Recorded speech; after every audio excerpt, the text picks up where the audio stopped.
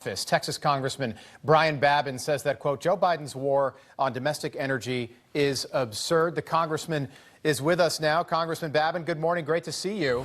So the average price for a gallon of gas, $3.86 nationwide.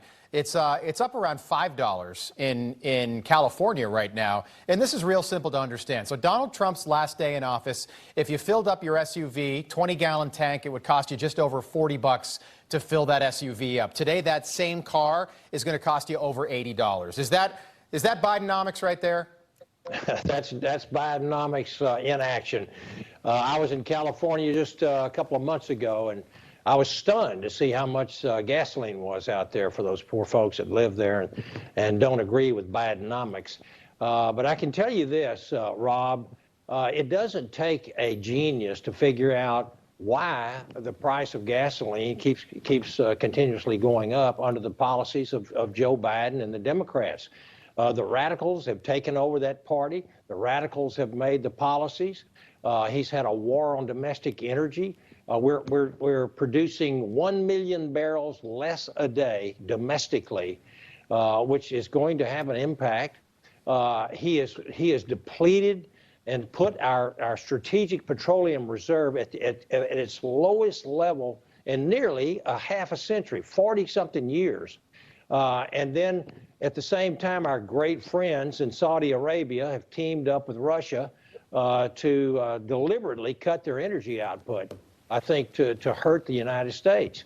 And now that we've got a depleted SPR, Strategic Petroleum Reserve, Biden just simply cannot make the moves that he made before to keep prices artificially a little bit lower. And so here we have it. We're going to, and we haven't seen the end of it, Rob. I can tell you that. It's going to continue to go up. He has absolutely gone after domestic production. And I don't think it takes another genius to figure out they really want higher prices on the Democrat side. Yeah, particularly. This is their intention. Right. Congressman, I want to talk about impeachment. I know that you are for this if it gets to a floor vote. Karine Jean-Pierre on the defensive yesterday in the briefing room. Take a look. We believe this is we're certainly not going to speculate on any baseless accusations, right? As we have seen from the Republicans in the House, and so again, they could not even support their own votes. They couldn't. Speaker McCarthy could not even get support for this vote, and so I'm going to just leave it there. All right, so Congressman, we heard a lot from the press secretary. She said baseless claims several times, baseless accusations several times. There's no evidence to support these Republican claims. And then she said, I'll refer you to the White House counsel, which is her favorite response to a question when she doesn't know the answer, which is the majority of the time. Congressman, do Republicans, as this moves forward from inquiry into possible impeachment, do they need to do a better job explaining what they're actually impeaching the president for if it comes to that? Because I think coming off the summer, people aren't paying attention. I think a lot of people still have questions about what Joe Biden actually did wrong. Well, you're exactly right. We have to be a lot more specific. But let me tell you, if it wasn't for news outlets like Newsmax, I don't think people would be getting the truth at all. And about 90% of our news media is in the tank, in the hip pocket of the Democrat Party.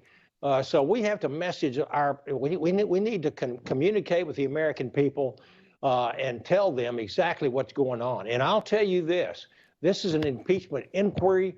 We are discovering things every single week.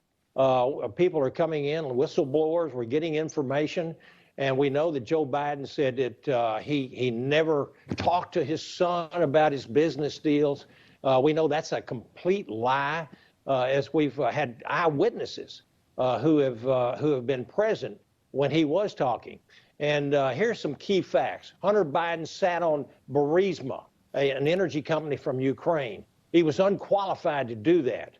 Burisma, that company was pressuring him to get D.C. under the Obama administration, because Joe Biden was the vice president at the time, to act on policy issues. And we've got videotape showing Joe Biden actually bragging about firing an investigator Yeah. of Hunter Biden. And just on Burisma, sir, we've got to leave it there, but Burisma, so Joe Biden's vice president, his son's making $1 million a year from a Ukrainian energy company. The second Joe Biden's not vice president, Burisma cuts his pay and that of Devon Archer, and then ultimately gets him off the board. So obviously it was a pay-to-play scheme that they were running. We'll pick this back up soon, Congressman. Appreciate you being with us. Texas You Congressman bet. Brian Thank you, Babin. Rob. Thank